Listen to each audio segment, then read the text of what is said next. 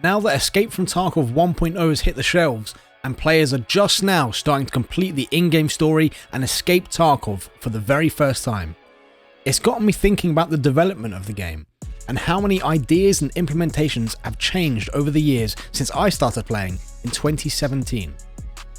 There's been a multitude of features and additions that didn't make the cut for the 1.0 launch, and today I wanted to run through them all.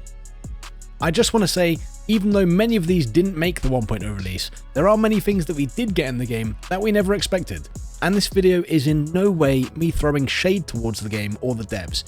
EFT is my favourite game of all time, and I still look forward to playing it all these years later. Anyway, let's crack into the list. I think the standout thing for Tarkov was, and always has been, its weapons, equipment and gunplay. However, there is more features that was originally planned for it. Many of these date back all the way to the developer's 2016 devlog. Things such as weapons visually degrading to match their durability. Being able to lower your weapon while moving around, which would be so nice, especially nowadays with VoIP and friendly encounters. And even being able to hold your flashlight in your offhand while handling sidearms. We were supposed to lose the ability to aim down certain scopes while using NVGs and larger face shields, enhancing realism and the use of IR lasers. And even those NVGs and thermals, they were supposed to require battery power, which would drain while in use. The multi-tool was supposed to be a really important tool that you'd have to use, from lockpicking doors to the advanced modification of weapons in raid, being able to remove those components that you don't usually have access to in raid modding. And speaking of modding, we were also supposed to get the ability to fine adjust where attachments would mount on different rails, sliding them forward and backwards like scopes and grips. Ammunition was also supposed to have different qualities, which would have a direct effect on the weapon's durability burns and the chances of malfunctions. And although we got magazine loading in the raid, it was actually supposed to come with animations that would allow us to move around during the process. We've even seen a teased screenshot of an air horn from Nikita, which he stated it would be usable in raid. This might be something we see in an upcoming event. And all of the in-game paper maps, they seem to be outdated in one way or another. Factory, shoreline and interchange, they all show the complete old models. They don't show the latest expansions and topography changes, and customs is incredibly low detailed. Woods' map was updated from its original expansion, but now with the addition of the depot on the eastern edge of the map, this is now also outdated. All of these were supposed to get fully revised. The way that we interact with the world around us was supposed to have loads more additions. In the 2016 devlog, we can see and hear about how looting containers would be far more physicalized. Characters would be rummaging through file cabinets and we would see the loot on screen.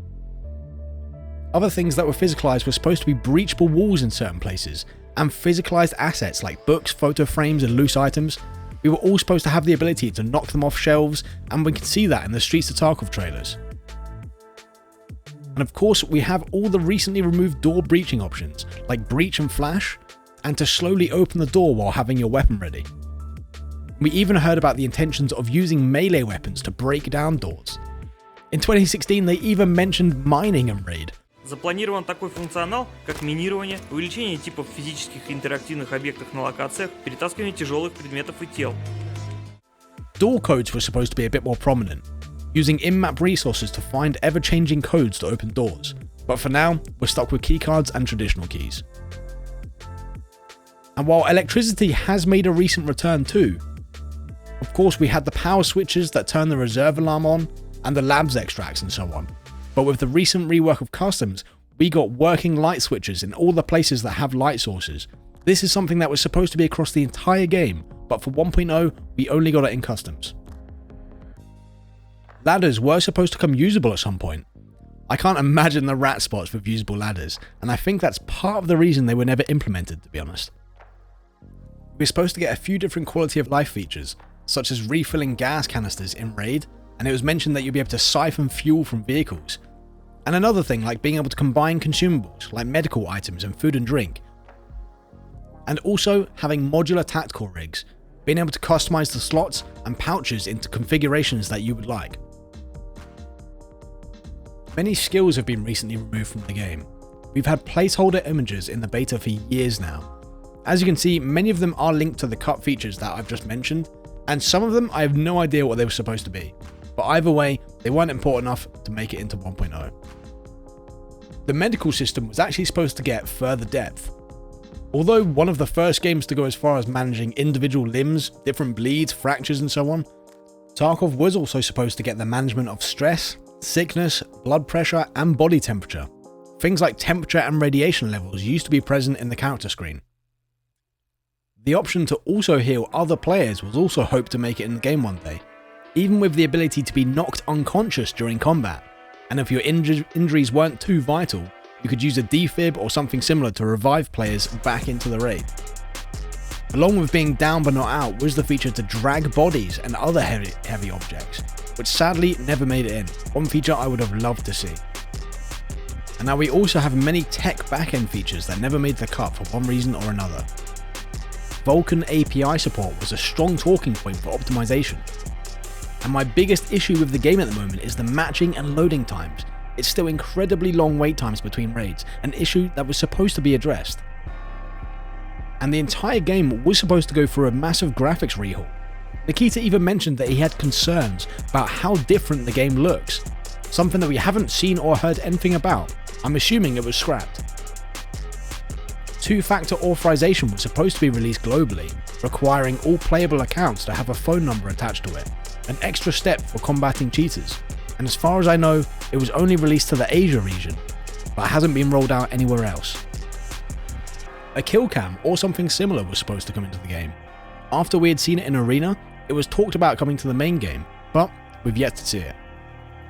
An in-game clan system was supposed to make it, and a mobile companion app that would let you manage your stash, flea market and your hideout. Something that last we heard was well along its development, only to never hear about it again.